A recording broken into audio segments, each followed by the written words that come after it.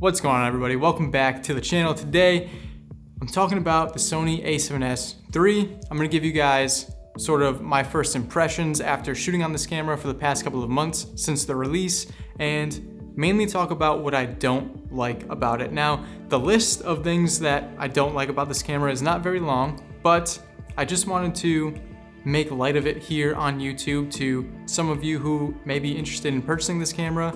And yeah, I just wanted to give you guys a little bit of my insight because I know some of you appreciate that. So if you are one of those people, thank you very much. For those of you that are new here, my name is Mako. I'm a photographer, but I'm also a filmmaker, and I like to create content. So if you're into that sort of thing, consider hitting the subscribe button and sticking around for some more videos if you want. But anyway, let's get right into the nitty gritty. I'm gonna put this camera down for a second because I got a list tonight, okay? I tend to ramble on when I make videos like this, so I got a list written down in my little notebook, and I'm excited to share it with you guys because these are some things that I don't like about this camera. So a quick disclaimer before we get started, this is not a review. This isn't an A7S III review. I'm also not a super scientific and technical person.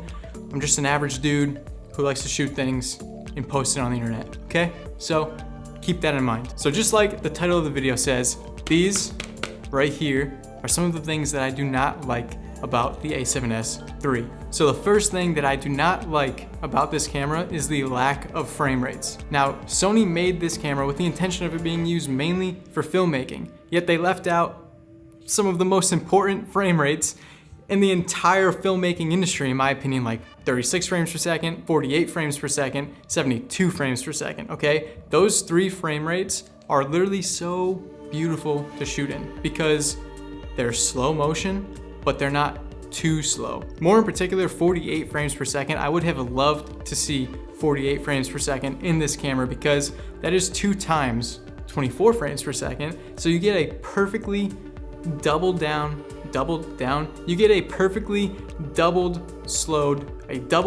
perfectly double slowed slow motion. So it's like, it just looks really nice to watch, okay? I think 48 frames per second is like the perfect amount of slow motion for most things. And if you need any slower, 72 frames per second is also very nice to the eye. But with the intention of this camera being mainly for filmmaking, I would have loved to see 36, 48, and 72 variable frame rates in this camera like you do on other cameras like the GH5, I believe, shoots variable frame rates like that. Maybe the S1, S1H, I'm not exactly sure. Maybe if some of you know that for a fact, you can let me know. But I did own a GH5 for a while, and I know that you could shoot 48 frames per second, and I really, really loved that feature in that camera. And also on like cinema cameras, you know, you can really dial in the amount of frames per second that you shoot. And I think that if Sony added that feature into this camera, it just would have been so much better, you know? The second thing that I do not like about this camera is the fact that you cannot load your own monitoring LUTs into the camera. If this camera is made mainly for shooting films and videos, you should be able to load your own LUTs into the back of the camera, so that way there you can really dial in your look and know exactly how to expose your image, know exactly what your image is gonna look like. You can show your clients on set what the image is gonna look like after it's, you know, been post-processed. Situations like that, I think having your own LUT in the camera to monitor and show your clients just goes a long way in the professional world, and I would have loved to see Sony implement that feature into this camera. And I am 99.9% sure that you cannot load your own LUTs into here. But if you can, and somebody knows how to do it, please let me know in the comments down below and don't roast me for it. But yeah, I don't think you can. So I don't like that. The third thing that I do not like about this camera right here is the lack of anamorphic support. Panasonic does a great job with offering anamorphic support in their cameras, like de-squeeze ratios and things like that, so that way there when you're shooting anamorphic, you can monitor your footage and it doesn't look really weird and distorted. If Sony added some anamorphic support into this camera, I think it would just add that much more punch to what you already get with this camera. So Sony, add some de-squeeze options for anamorphic shooting into this beast right here. So those are really the only 3 things that I don't really like about this camera, but they can easily be worked around, you know what I mean? So it's not a huge deal, but I just would have loved to see Sony implement some of those features into this camera. It just would have been so much better. So the next couple of things that I'm going to talk about is mostly user preference and things that I don't like about the ergonomics of the body. All in all, I think this camera is built like a tank. I love the grip, it's fat, it feels good in your hand. The ergonomics of the buttons, the layout, the tactile feel of how responsive the buttons are, everything is great in that aspect, but I do not like the record button on top of the camera. I think this is a very stupid place to put a record button because on the A7S III, you can just record with the shutter button. You can program the shutter button to trigger start-stop recording, which is what I do because when I'm shooting, my hand and my pointer finger rests right here on the shutter. So for me to move my pointer finger backwards, it's kind of awkward. And to press the record button right here just doesn't really make sense to me when I can literally just click in the shutter button and start recording. So to have two record buttons back to back like that, I think is kind of stupid and redundant. I would have loved to see them keep the record button on the back of the camera. I just think that when you're holding the camera again, your thumb is right there on the back of the camera supporting the camera itself, you know? So having a record button on the back is it just makes more sense to me than having a record button on top of the camera right here, right next to the shutter, which you can then program to be record. So again, not a huge deal because what I did on my camera, I just made C1 trigger start stop recording, and I made the shutter start stop recording, and then I made the actual record button a custom menu button. So when I press the record button, my custom menu pops up. So it's not a huge deal breaker again, but I just think it's a dumb place for a record button, in my opinion. Now the next thing that I'm kind of like 50-50 on the fence about is the flip out screen, okay? Now, I'm actually recording on my A7S III right now. This is my buddy Evan's.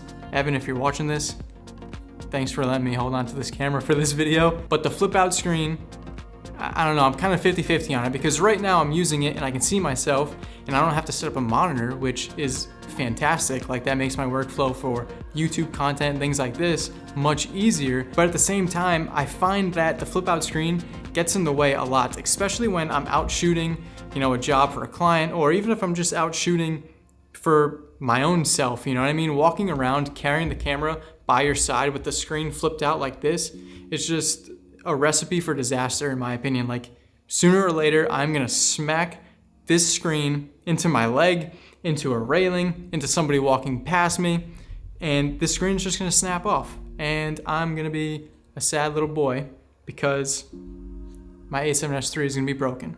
So as convenient as a flip out screen is, it's also just kind of cumbersome, gets in the way. I also don't like when I'm shooting, I kind of rest the camera right here and I kind of like pull focus with my left hand on the lens right here. And I always rest the monitor on my wrist. And I just feel like, again, I'm gonna break it one of these days. The way that I shoot, the style that I shoot, it's very run and gun, very raw, very guerrilla, I guess you could say. I just feel like I'm gonna break this screen right off the camera one day. I would have loved to see Sony implement the same type of screen that the S1H has, where you can leave it on the back of the camera and just tilt it up and down. Because I think that having the screen directly behind the lens and the sensor just helps with composing shots in general because you're looking directly behind what your lens is seeing and you're not looking off to the side of the camera. I know it's kind of like another user preference type thing, but yeah, that's just my little 2 cents. Like I said, I'm just kind of 50-50 on it. However, having that flip out screen for videos like this, being able to shoot something and have the screen flipped out like 90 degrees if I'm looking this way, it's definitely useful for a lot of things, but for me personally, I would have loved to see what the S1H does, where you have a flip out screen or you can just tilt it up and down. So kind of 50-50 on that. So now those are really the only things that I want to complain about this camera, and the last two aren't even really complaints, they're just like user preference, like I said. Everything else about this camera has been an absolute dream. Like I said, it's built like a tank. I love that. The image quality is beautiful. The battery life is plenty. Yeah, I really have no complaints other than the few things that I talked about in this video. If you're looking for a more in-depth review, I mean, maybe in a couple months I'll drop one after using the camera for a longer period of time. If you guys are interested in that, let me know in the comments down below. So that's pretty much it, guys. That's all I really wanted to talk about today and bring to your attention.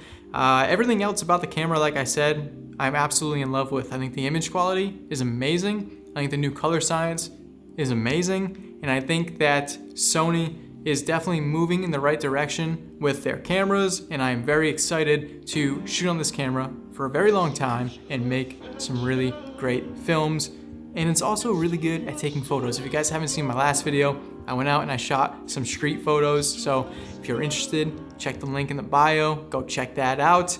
And yeah, that's pretty much gonna wrap it up, guys. If you guys liked the video, make sure to hit the thumbs up button, please. It definitely helps grow the channel, helps new people find me, and it shows that you guys are actually supporting what I am doing, and I really appreciate all the support that you guys have shown thus far. If you guys want to see some more A7S III content, make sure to drop a comment down below. I really want to drop some more videos about this camera, maybe my workflow, how I color grade, how I edit, some things like that, I don't know. But I do have a lot of content coming down the pipeline, so subscribe if you are not already. Follow me on Instagram, hit me up in the DMs, we can chit chat about whatever you want to chit chat about. But yeah, that's pretty much it. Catch you guys in the next video. Peace.